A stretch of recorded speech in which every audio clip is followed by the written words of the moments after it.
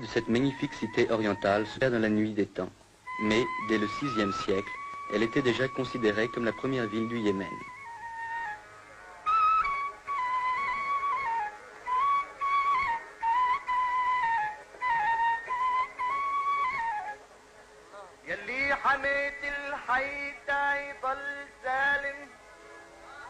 Proclamée le 26 septembre 1962, la République, dont on voit ici le palais présidentiel, la confirme dans son rôle de capitale de l'Arabie heureuse. À l'occasion de la fête de la rupture du jeûne, une réception est organisée au palais du gouvernement. Son Excellence Al-Eriani se prête aimablement aux servitudes de la célébrité. Les notables viennent lui présenter leurs hommages, ainsi que le président de la Chambre.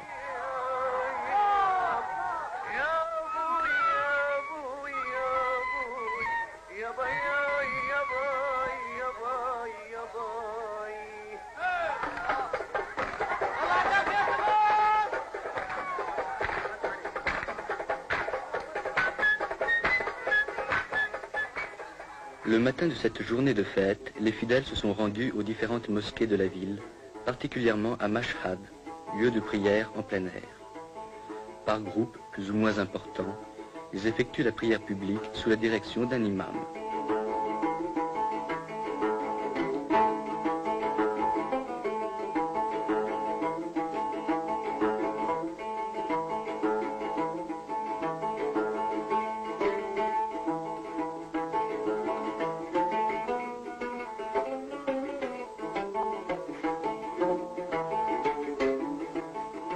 Pour cet ultime voyage, une déambulation dans la partie moderne de la ville est de rigueur.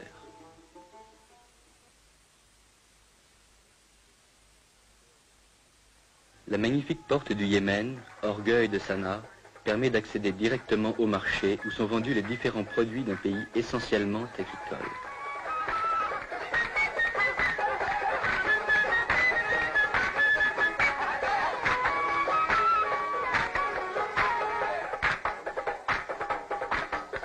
Toujours dissimulée au regard, la femme est parfois drapée de noir.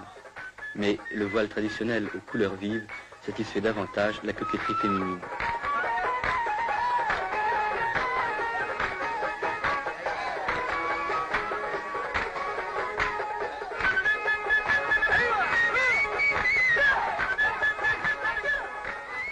L'artisan yéménite travaille selon des méthodes ancestrales mais efficaces. Ces plats sont taillés d'une seule pièce dans la pierre tendre.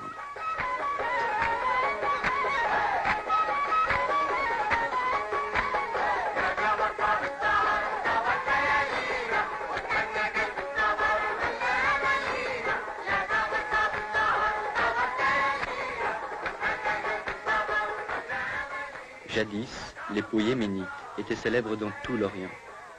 Trempée dans différentes cuves, la peau est lavée, nettoyée, tannée, et lustrée. Ces différentes opérations sont effectuées en plein air, tant l'odeur qui se dégage des bains est suffocante.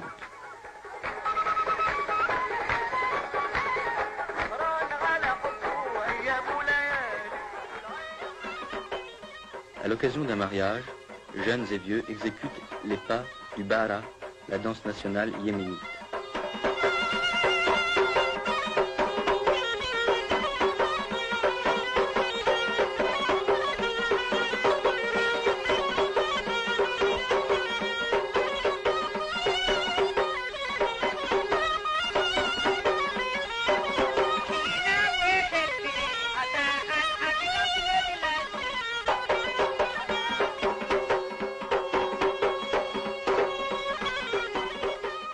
Étrange alliance de l'art et du sacré.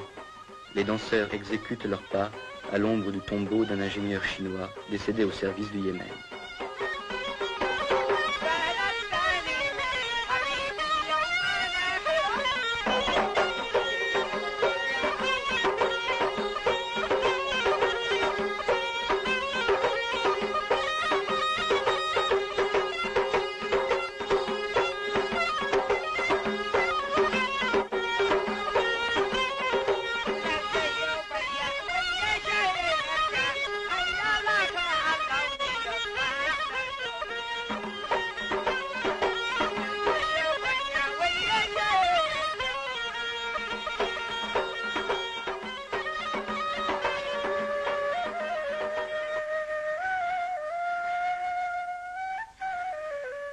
quittons Sanaa pour Wadi Dar, célèbre par son château, construit sur un énorme socle rocheux, et nous poursuivons notre route vers Amran.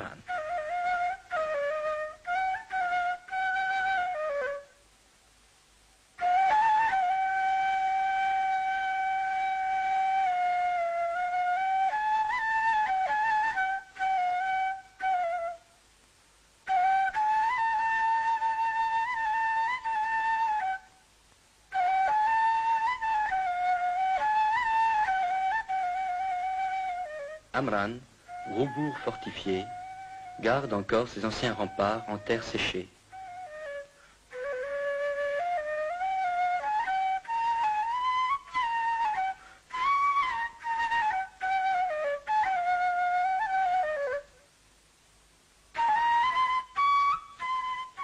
Son petit marché, ses terrasses sans prétention, dénotent la petite ville de province. Fidèles aux traditions, ses habitants organisent en notre honneur un véritable festival de danse folklorique.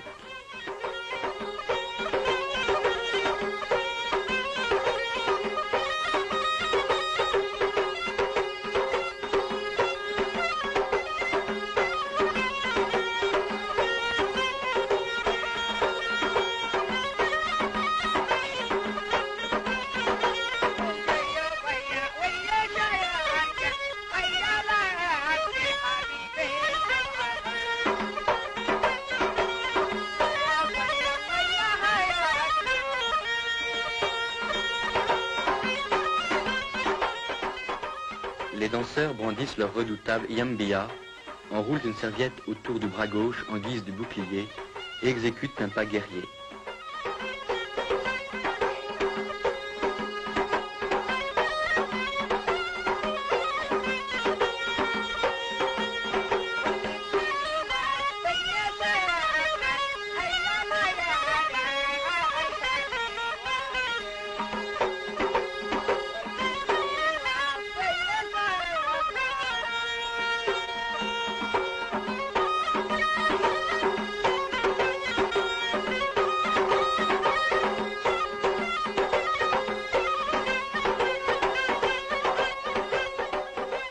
Et voici le moment crucial de la compétition. Il oppose les deux meilleurs danseurs du village.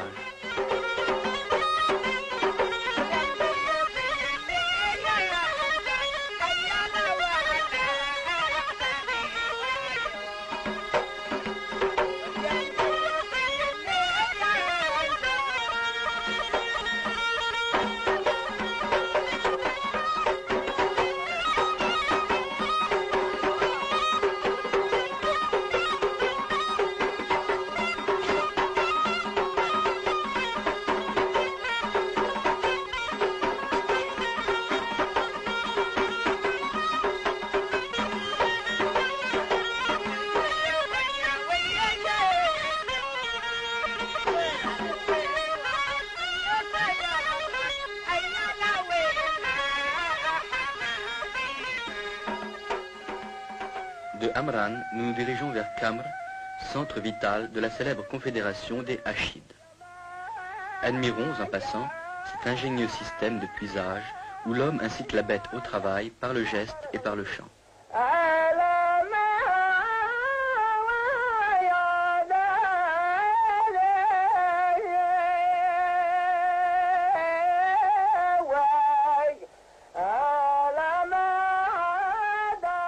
Non loin de la ville, dans une ferme isolée, vivent les tisserands. Ils appartiennent en effet à la catégorie humble de la population.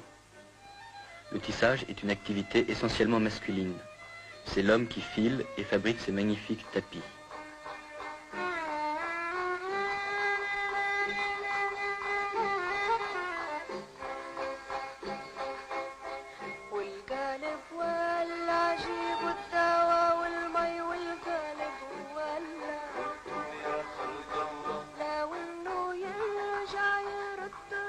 La femme lui prête sporadiquement son concours, car elle est avant tout la gardienne du foyer.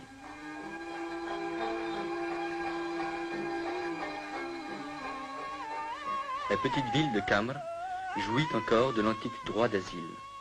Son marché hebdomadaire, durant lequel on observe une sorte de trêve sacrée, est le plus important de la région du Nord. les villageois y viennent de loin pour y vendre les produits de leur ferme. Sa population, de 2000 âmes environ, comprend surtout des cultivateurs et des artisans, entre lesquels le mariage est exclu. Les bouchers, comme les barbiers et les musiciens, appartiennent à la même catégorie sociale que les tisserands.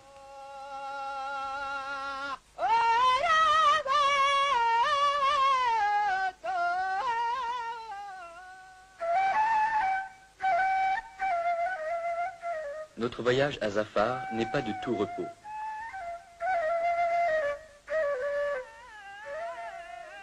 Malheureusement, de l'ancienne capitale des Iméarites, dont les splendeurs furent souvent décrites par les chroniqueurs, il ne reste qu'un monticule rocailleux. Certaines maisons du nouveau village portent la marque du passé.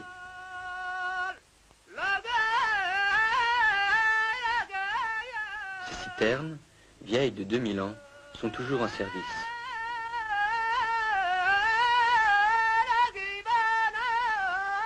En descendant vers la plaine, le paysage devient moins austère et l'on est agréablement surpris par la fertilité du sol. De loin, on entend le chant ancestral du battage.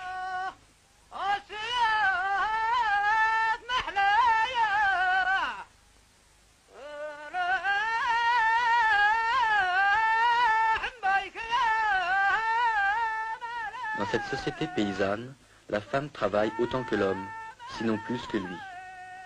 Gardienne du foyer et fermière accomplie, elle aide son mari dans les travaux des champs, s'occupe des animaux domestiques et assure les besoins en eau de la maison. Nous dirigeons nos pas vers Haz, où, comme de coutume, nous sommes accueillis par la musique.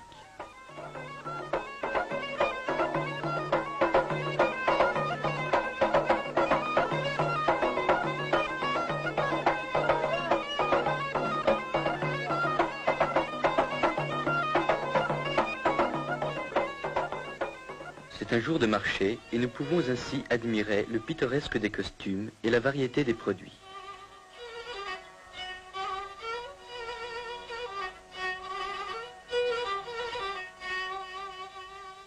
Chaque marché a son daoshan, serviteur du clan et crieur public, appartenant à la catégorie sociale la plus humble de la population.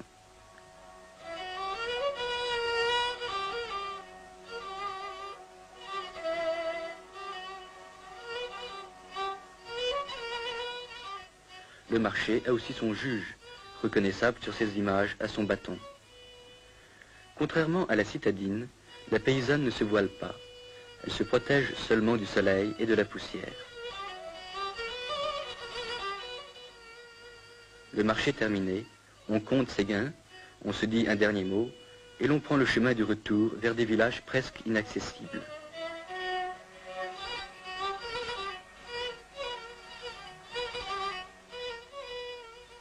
Instinct de défense, car c'est de la plaine qu'on tire ses moyens de subsistance.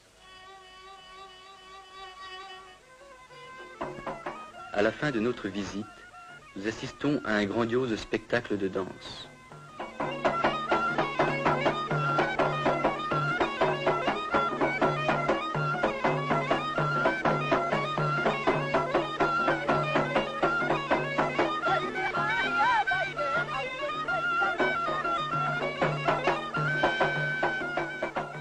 Le Yéménite est passionné de danse qu'il considère comme une manifestation de sa sensibilité artistique. Si le rythme et la cadence accusent une certaine monotonie, la chorégraphie est sujette à variation. Les exécutants miment un pas guerrier, alors que l'assistance, comme les combattants des tournois, s'apprête à entrer en lice. Les danseurs imitent tous les gestes de l'attaque et de la défense. Avancent, reculent, frappent et sautent. Ils miment aussi l'attitude du vaincu qui marche presque sur les genoux pour implorer sa grâce au vainqueur.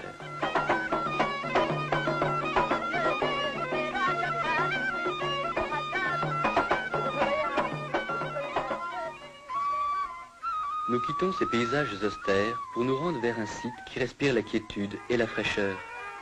C'est la région la plus fertile de l'Arabie heureuse, dominée par la riante Djibla. Aucune autre ville du Yémen ne lui est comparable, tant son charme est grand.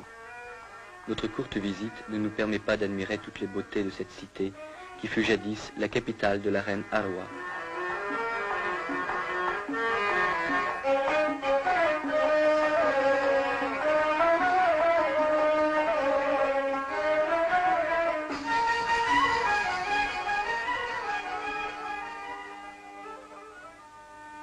Moins typique que Sanaa, moins fascinante que Djibla, Taïz, la deuxième ville du Yémen, adossée au mont Saber à plus de 1200 mètres d'altitude, l'emporte sur l'une et l'autre par son esprit ouvert au commerce et à l'industrie. Elle est dominée par la mosquée Ashrafiyya, qui semble la tenir sous sa protection. Ancienne résidence de l'imam Ahmad, elle garde son ancien cachet, ses remparts et sa redoutable forteresse.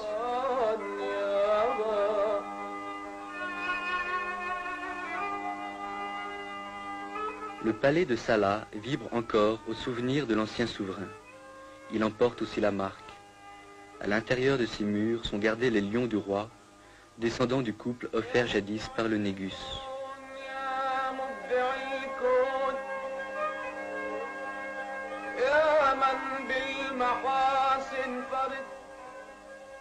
Dès le XIVe siècle, Ibn Battuta parlait de l'influence de l'Inde sur le Yémen.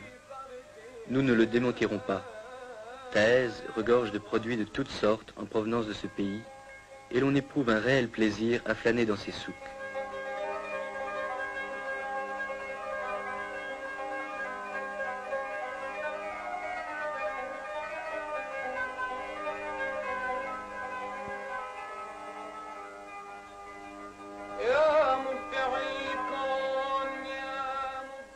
Un dernier coup d'œil et un regard nostalgique vers ces horizons lointains du pays de la reine de Saba.